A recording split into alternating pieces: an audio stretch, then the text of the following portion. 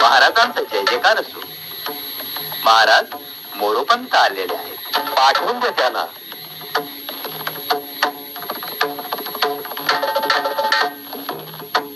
बोला मोरोपंत, तुकाराम महाराजांची नीट व्यवस्था केलीत ना?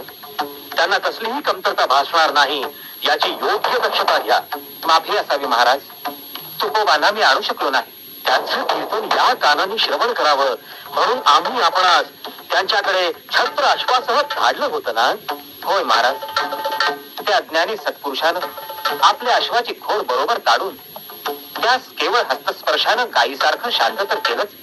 शिवाय हे पंढरी राया, मला कशाला यात गुंतवतोस असं म्हणून हा लखोटा आपणासाठी पाठवला आहे.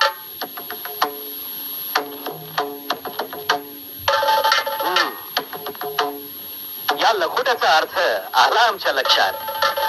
आम्ही जातीनं त्या महापुरुषाच्या भेटीस त्वरित जाऊ इच्छितो. चला, निघायची तयारी करा. जशी आज्ञा महाराज.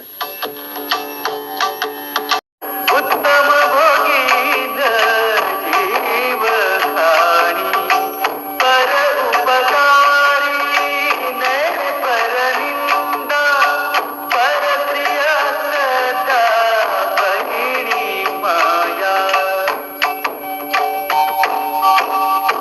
शांती रूपे नव्हे कोणाचा वाईट, वाढवी महत्व वडिलांचे.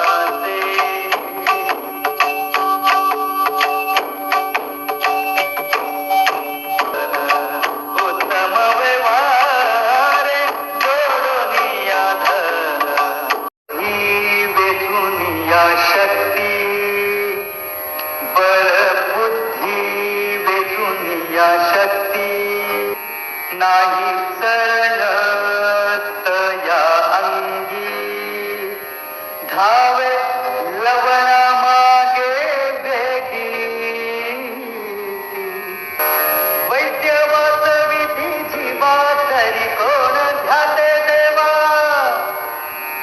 वैद्य वाचविधी जीवा तरी कोण ध्याते देवा. काय जाणो कैसी परी प्रारब्धते घेवी उरी.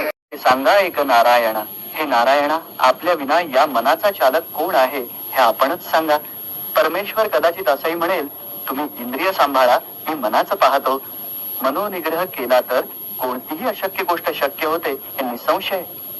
कर्तव्य धर्म हा श्रेष्ठ धर्म आहे आणि श्रद्धेमुळे चिंतामुक्त असतात. भक्तही विठ्ठलावरील प्रगाढ विश्वासामुळे निश्चिंत असतात.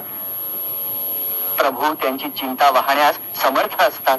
राजाही राज्य चालवण्यास समर्थ असेल तर जनता सुखी होईल.